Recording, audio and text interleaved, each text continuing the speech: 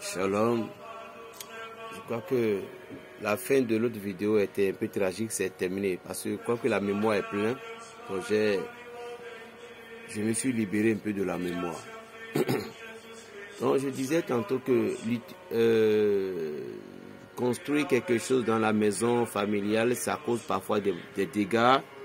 Ce qui fait que parfois les bénédictions ne trouvent pas de bonne voie pour pouvoir évoluer dans la vie de ces personnes. Et pourquoi l'entreprise d'un géant, d'une femme, échoue? Cela aussi dépendra de votre comportement. Des comportements que vous avez à l'égard de votre femme, des comportements que vous avez aussi à l'égard de votre homme. Mais spécialement comme la grande majorité, ce sont les hommes qui sont à la tête de certaines entreprises.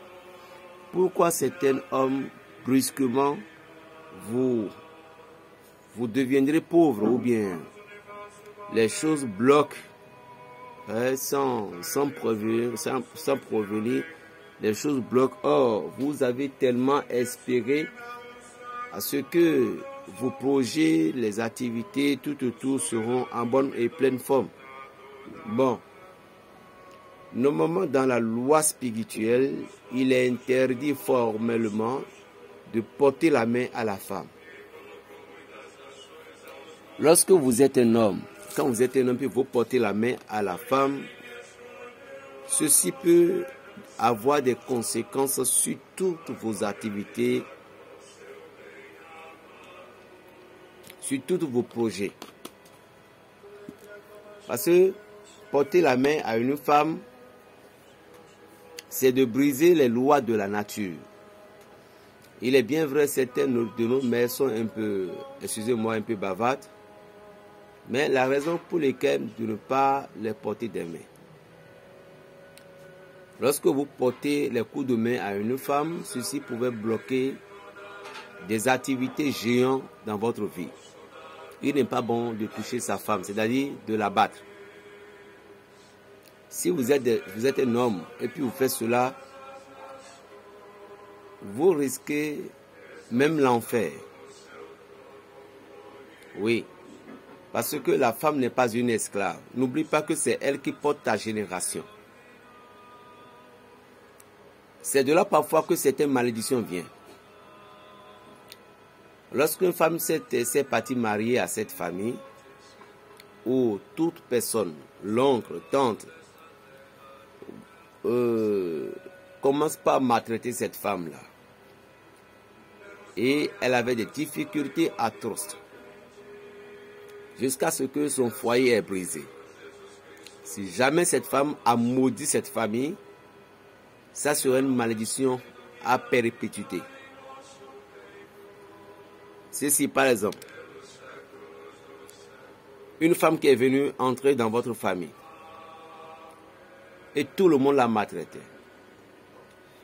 Si il a prononcé mot, soit disant comme, si vraiment c'est moi que vous avez maltraité en tant qu'une femme, ou bien il dit à l'homme, si vraiment c'est moi la femme que tu as mariée, tu as couché avec moi, et tu m'as fait ci. C'est comme ça aussi que ta génération sera si. Les enfants qui sortiront de vous auront tel. Et si cette femme est partie sur ses colères, vous allez constater que le monsieur en question, les enfants qu'il va avoir avec d'autres personnes, une fille ou un homme, elles vont subir les mêmes conséquences que cette femme-là. Peut-être elles ne vont pas avoir de mari, peut-être elles auront... Donc, la malédiction des femmes au foyer, la colère des femmes au foyer peut produire beaucoup de malheur dans la vie d'un homme d'affaires. 1. Secondo, vous sortez avec les femmes et puis vous avez enceinté une femme. Et ceci dit, comme vous avez l'argent, vous lui avez donné de l'argent d'aller avorter. Ou soit vous avez dit que vous ne reconnaissez pas cet enfant-là. Ou soit vous avez abandonné la femme. Si cette femme a enduré toute cette traumatisation, chacun de ces gémissements pouvait tomber sur vous. Et ceci deviendra une malédiction dans votre vie. Et toute activité pouvait bloquer. Toute évolution pouvait bloquer ce champ. Si vous avez la chance, que vous allez rappeler que j'ai fait du tort à telle personne. Mais si vous n'avez pas la chance, vous ne pouviez jamais comprendre. Il y a des mêmes pasteurs. Votre église est pourrie aujourd'hui. Les fidèles ne viennent plus. C'est parce que vous et votre femme, vous avez eu des discussions atroces. Elle vous a maudit par sa colère. Et cette colère était juste parce que ce que vous avez fait, elle a raison. Vous voyez, demander une pardon une seule seconde vaut mieux que de laisser briser d'éternité de malheur ce soir. Lorsque vous avez offensé votre femme, vous voyez que vous êtes en tort. Ne regardez pas votre argent, ne regardez pas votre statut. Demandez, implorez son pardon. C'est ta femme. Tu peux s'engenouiller devant elle. Ceci n'est rien. Ceci fait que tu lui as encore renversé tout le péché que tu as fait sur elle. Le péché vient rester au milieu. Et lorsqu'elle te pardonne, le péché sort. Mais quand elle ne te pardonne pas pour dire non à jamais, Dieu va garder le péché là au milieu. Ça ne sera plus sur ton cœur. Et Dieu va envoyer 2, 3, 4 personnes pour supprimer la femme. Si elle a dit non, Dieu va lui renverser le péché maintenant sur la femme. Vous voyez, c'est comme ça que les choses se passent dans le noir. À ceci, tu seras toujours fructifié dans tes entreprises. En aucun cas, on ne porte pas la main à sa femme. Jamais. En aucun cas, toi la femme, il ne faut pas regarder ta stature. Que tu dis que tu as de l'argent et c'est ton homme. Et parfois tu l'injures dans la chambre. C'est quoi? La voiture là, c'est pas moi qui t'ai payé ça. La maison là, les vestes que tu portes, c'est pas moi qui t'ai payé ça. Et puis l'homme est devenu silencieux comme ça devant toi. Attention, tu auras du malheur dans ta vie. Si vous avez des enfants, la manière dont tu as maltraité ton homme là, tu auras toutes ces conséquences sur tes enfants. Tu vas dépenser tes milliards fatigués. C'est comme ça que certaines personnes terminent ou mais finissent par avoir leur vie ruinée. Parce qu'ils ne sont pas en connexion harmonieusement avec la nature comme cela se doit. Parce qu'un être humain qui est devant toi est la nature. Il y a certaines choses, si nous pouvons comprendre les lois divines, nous allons vivre en paix. Nous serons tranquilles dans notre vie. Par exemple, il y a beaucoup de femmes aujourd'hui, vous abandonnez vos vraies destinées pour aller se réfugier dans les destins, pour aller s'installer dans la destinée qui n'est pas pour vous. Comment? Vous voyez, c'est bizarre. Un homme qui est venu chez toi et il voulait te prendre comme une femme. Et en ouvrant sa bouche premièrement, il dit: chérie, viens avec moi, je vais te rendre riche. Tout ce que tu veux, tu l'auras. Ça, ce n'est pas de l'amour. Ce n'est pas de l'amour. Et cela va terminer mal demain. Un homme qui vient direct devant toi comme ça, pour dire: je vais te rendre riche. Cet amour, tu peux avoir toutes les voitures du monde, mais tu n'auras pas cet amour. Tu sais pourquoi? Parce que la richesse ne marie pas avec l'amour. On ne peut pas payer la santé, on ne peut pas payer son réveil, on ne peut pas payer son sommeil, on ne peut pas payer l'amour. L'amour, c'est naturel comme l'eau, la terre, air, feu. Donc si un homme vient chez toi te proposer de l'argent pour que tu sois et te rendras riche, Et tu as abandonné le pauvre menuisier, le pauvre mécanicien, le pauvre, celui qui a terminé son travail, le pauvre comptable qui n'a pas encore quelque chose. Ce pauvre comptable pouvait être encore le chef d'État demain. Celui qui est venu chez toi et t'a parlé, chérie, je t'aime. Je veux que tu me fasses des enfants, je veux qu'on soit, toi et moi, nous mourrons ensemble. Ça, c'est de l'amour. Parce que le nom du je t'aime commence par le fondement de l'amour. Mais si vous n'avez pas, si quelqu'un qui est venu vers vous, il n'avait pas ce sens d'amour, il y a des gens, vous vous êtes mariés à cause de je vais vous rendre riche et votre homme ne reste même pas à la maison. Vous avez besoin de vous satisfaire. Qu'est-ce que vous faites? Vous commencez par attirer les esprits négatifs. Il y a plein de choses, excusez-moi beaucoup, de sexualités qui sont sur les lignes aujourd'hui. Vous êtes obligé de vous satisfaire par ces choses. Or, ces choses sont créées par des esprits, Isabelle, Asmodèle, Léviathan, Astaté, tout. Et ce sont ces choses-là qui se vendent sur les lignes. Et vous payez des machines juste pour pouvoir vous satisfaire. Il y a aussi des hommes qui maltraitaient leurs femmes. Ce que je dis aux hommes aussi, ce n'est pas seulement nos mamans. Un homme, toi aussi, quand tu te vois dans ta richesse, il y a des hommes aujourd'hui, vous êtes riches, mais vous n'avez pas de femme. Vous le savez bien. Vous cherchez, mais vous n'avez pas trouvé. Parce que la richesse ne peut pas se marier avec l'amour. Vous avez tellement de rigueur. Et vous ne savez pas, la femme à laquelle vous allez vous marier, elle va vous empoisonner. Lorsque vous avez une femme et elle vous aimait, je ne refuse pas, vous êtes un homme. Vous allez vous satisfaire en ville, oui, je ne refuse pas. Mais d'ailleurs, essayez de vous protéger. Essayez de vous contrôler. Parce qu'au moment où vous voyez que le goût de l'envie est bon, et vous commencez par boycotter celle de la maison, vous faites des erreurs. Parce que celui qui est en ville, il ne vous a pas encore montré qui il est. Il ne vous a pas encore montré son caractère. Parce que le caractère caché de la femme ne va pas te montrer. Un serpent va te regarder, mais il sait ce qui est dans son cœur. À moins que tu saches analyser, il s'agit de quel genre de femme. Vous devez comprendre certaines choses, que la nature est claire, la vie est claire, le monde est clair.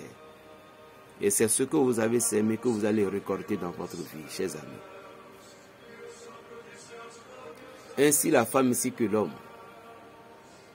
Mais ne prends pas la position de ton agent, toi femme. Regardez aujourd'hui, vous voyez dans les bars. Ça, je vais parler de la malédiction. Vous voyez dans les bars, dans les buvets, dans les grands restaurants, il y a des femmes influenceuses qui viennent manger. Juste, vous savez pourquoi? Il veut juste qu'un homme s'aborde d'elle, mais elle n'en a pas. Vous savez pourquoi? Parce que la femme que son papa m'a traitée, la femme que ses grands-mères m'a traitée, puis leur-même enfance a injuré cette femme-là. Eh oh, casse-toi, c'est quoi? Va aller dans ta famille. La femme que vous êtes restés ensemble, ton papa, ton maman, vous avez essayé de maltraiter. La femme de votre oncle.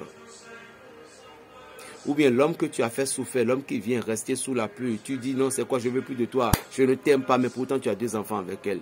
Ou soit l'homme que tu as pris ton argent, tout son argent, tu as mangé. Et il appelle, tu ne te coches pas. Si cet homme a pleuré, toutes ces choses vont tomber sur l'enfant que vous avez engendré. C'est pourquoi lorsque vous avez des malheurs dans votre foyer, dans votre vie, votre enfant est ci et ça, votre mari vous a abandonné, attention, il ne faut pas aller directement condamner la sorcellerie. Non, ne condamnez pas tout de suite la sorcellerie, mais condamnez-vous de même d'abord, faites les examens de conscience pour comprendre ce qui se passe dans votre vie, qu'est-ce qui ne va pas, ce qui ne va pas. Parce que il y a des choses que c'était vous-même qui est à la base, ou bien vos parents sont à la base. Il n'est pas bon que vous devez maltraiter une femme qui est venue dans votre foyer, dans votre famille, parce que cette femme portait votre famille en elle. Mais si jamais, à cause de vos douleurs, difficultés, elle a pleuré, elle a abandonné ce foyer, des enfants de ce foyer, lorsque ils iront aller marier, ils vont encore se retourner, ils vont revenir à la maison. Vous ne saurez jamais que cette femme que vous avez maltraitée là, c'est elle. C'est son esprit qui est en train de se venger comme ça.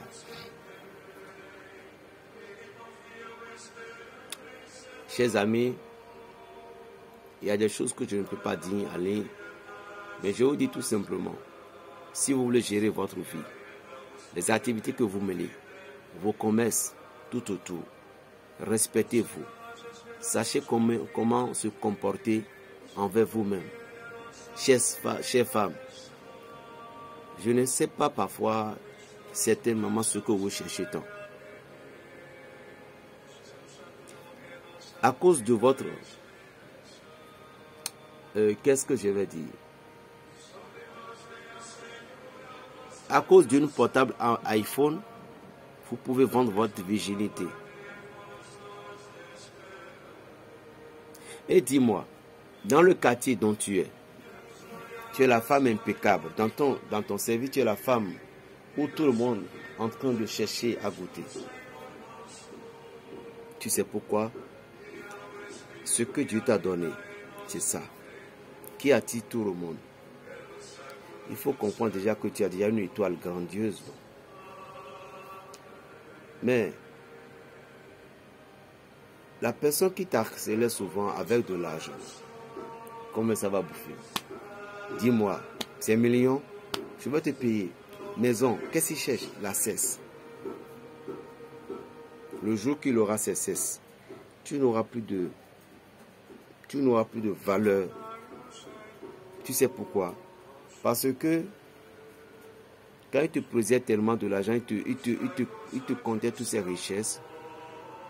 Et c'est un pas qui dit, franchement, je veux te marier, je veux que tu sois mon époux. Et puis papa, il ne parle pas de l'amour, mais un de toi, il ne fait que prononcer le mot de la richesse. Au moment où vous aurez des rapports sexuels, tu vas voir, au cours des 2 entretiens, il va t'avoir comme un esclave. Et quelques secondes qui va se passer, lui, quand il aura sa satisfaction, avant dans le service, ah madame, comment vous allez? Mais alors, ça va? Pourquoi? Parce que tu as vendu ta virginité. La virginité d'une femme est sacrée.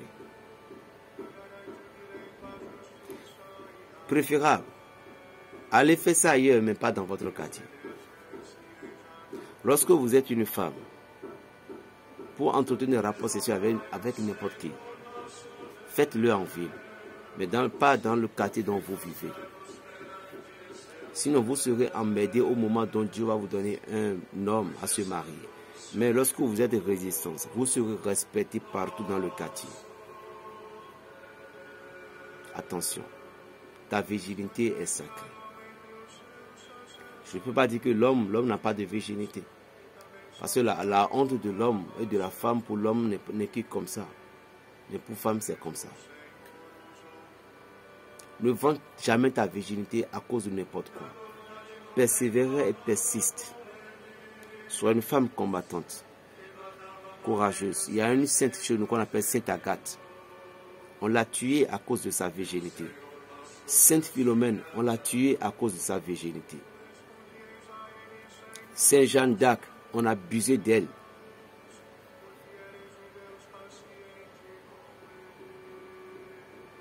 Sainte Iria de Garcia, elle s'est mariée, oui, elle ne le veut pas, mais dans la loi traditionnelle de leurs parents, il le faut.